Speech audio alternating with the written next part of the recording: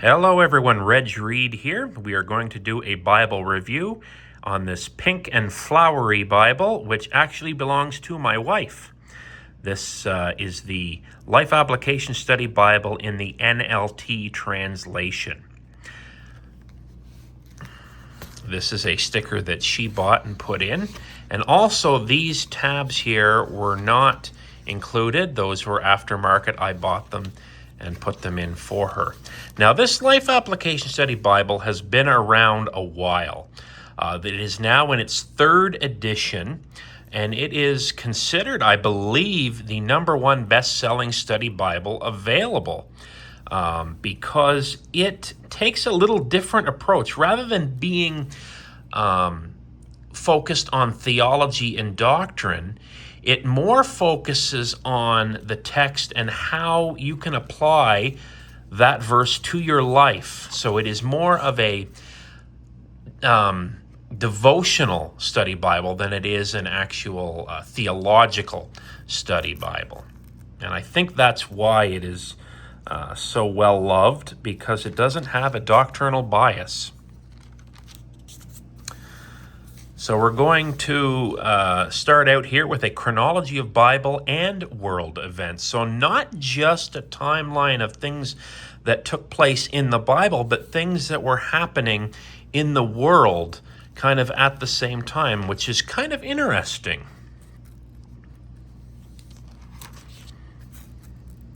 So you can see things like the Colosseum being built, all that kind of stuff. Now this Bible does give a little bit of an introduction. It is a concise introduction, and then you get into the blueprint, which kind of gives you an outline of what's going to happen, and it tells you what chapter it's in, gives you a very brief description of it. Also, mega themes. What are the mega themes in each book? And at the bottom, in the introduction pages, you get a little timeline as well. So this Bible is big on maps. There's not a whole lot of illustrations or charts or drawings or pictures. It's mostly just maps. So it is single column, and it is side referenced, and your notes are at the bottom, and there are a lot of notes. Now, the notes, as I've mentioned, are less theological and more life application, hence the Life Application Study Bible. It also gives you, kind of scattered throughout the Bible, it gives you these character studies. So it gives you a little description of each person, their strengths and accomplishments, weaknesses and mistakes, lessons from his life, vital statistics, key verses. So you'll see a number of these in the Bible. There's another one for Eve, another one for Abel. So it's really good in helping you with character studies as well. And the thing that I like about this Bible is because it does occasionally put these maps in.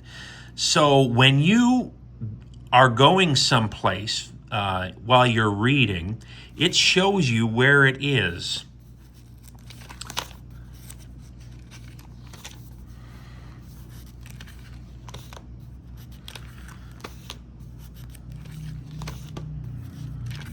So there are quite a few of these character studies and profiles.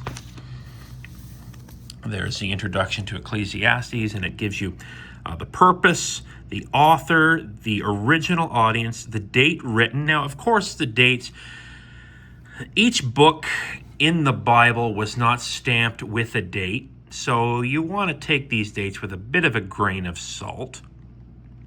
But that's generally what is accepted by scholars.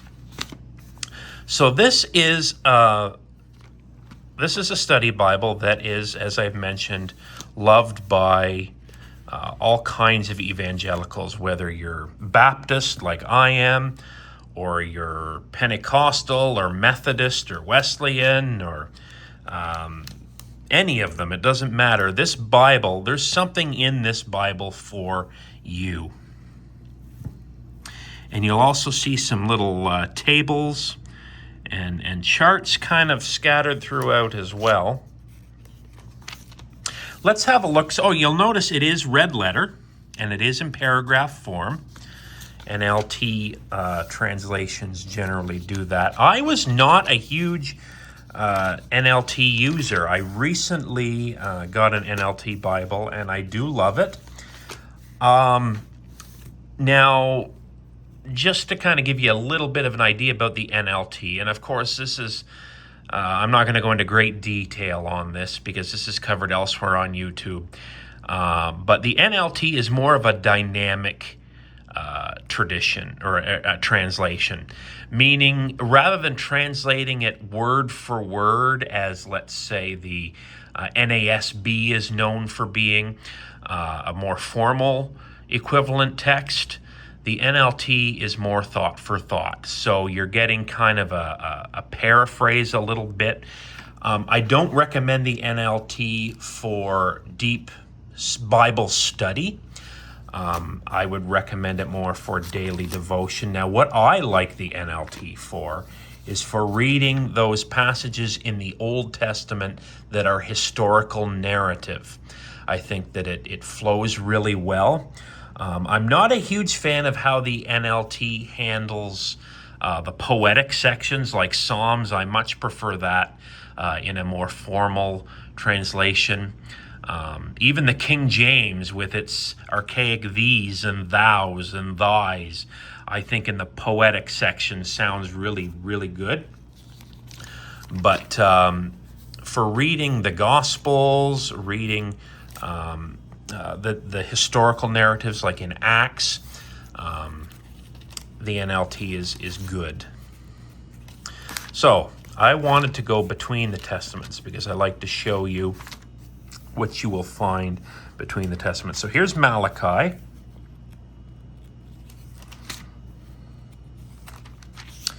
And then you get the time between the Old and New Testaments. Now, we have reviewed a couple of Bibles already, and I've shown you what they are and what's in them in between the Testaments. And they give you that overview of the 400 or so silent years between the Testaments. So not a great in-depth look, but a couple of pages, and then you're into the New Testament. So let's look at the back, and there are study helps and notes and things in the back as well. So let's have a look. It is red letter in Revelation too, which you don't always see, but I think that's kind of cool. So get to the end of Revelation here, and then you've got your table of ancient weights, measures, and coins. So typical of a study Bible. A Christian worker's resource. Now this is really good. If you are working in evangelism or trying to witness to someone, this can be a good resource. How to become a Christian. So this kind of tells you if you're a Christian worker, and of course, if you're a Christian, you are a Christian worker. You are supposed to share your faith. How to follow up with a new believer. So it's not just getting them saved, but also kind of discipling as well. And of course, that's where the church comes in as well. Mining the treasures of the Life Application Study Bible. So these are some common themes and topics, and gives you some scripture references for that. Taking the step 2 application. So all kinds of things here in the back. Then you've got a 365-day reading plan. Now, I am not a huge fan of Bible reading plans, and I say that because what I tend to think is you're reading the Bible, if you've got one of these, you're reading the Bible kind of out of duty and out of, oh, it's something I have to do, rather than just reading. So I just kind of not a huge fan of reading plans. abbreviations in the master index. Now you've got a very good index here in the back. Now an index is different from a concordance. An index is what is the topic about? What is the subject about? Whereas a concordance is you're looking up specific words that are used within the verse. So there is a bit of a difference between an index and a concordance. So this is your NLT dictionary / concordance. So you can see if you're looking up a word, let's say gentleness, it's a noun, gives you a brief definition, and then it gives you some verses that word is used. Now, of course, this isn't going to be exhaustive. It's probably going to be just a couple of main verses that you might need in life application. Now, let's have a look at the maps. I did my other Bible reviews, and we've actually forgot to look at the maps. So I'm going to make sure we look at the maps in this one. So we've got the topography of Israel. So it points out cities, cities with the modern name, because of course names change. This is 4,000 years of history. Some say 6,000. And so names change over time. Notable elevations. Then you've got the world of the patriarchs. You've got Exodus from Egypt. Here's my pet peeve with Bible maps. The Bible makes it very clear there was a miracle, the crossing of the Red Sea and the parting that took place. Well, if you look at this, you maybe see a little tiny bit of water crossing there, but you don't see anything else. Now, I don't think that is where the Red Sea parting was. I think it was probably more in this area, the Gulf of Aqaba. Now, the interesting thing is there's been some archaeology in this area, and they've actually found chariot wheels in the bottom here. And some say that might possibly be from the Exodus. Maybe, maybe not. I don't know, but it is interesting. Then you've got the 12 tribes of Israel. Shows you where they were located.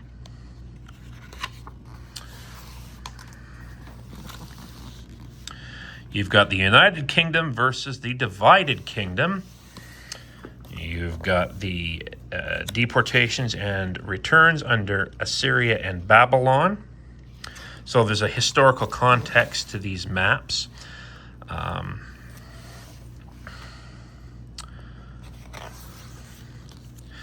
Then you've got the Old Jerusalem, Old Testament Jerusalem, and New Testament Jerusalem. Because again, things grow and things change, right?